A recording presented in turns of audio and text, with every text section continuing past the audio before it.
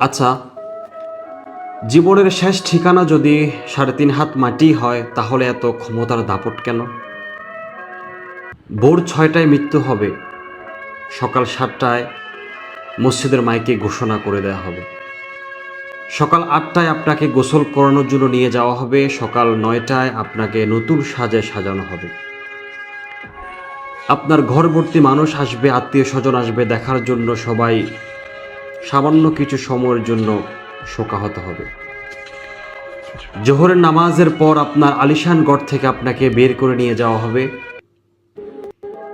দুপুর ২টায় আপনার জানাজার নামাজ অনুষ্ঠিত হবে। দুপুর ২:৩০টায় আপনাকে কবরস্থ করা হবে, মাটি চাপা দেয়া হবে।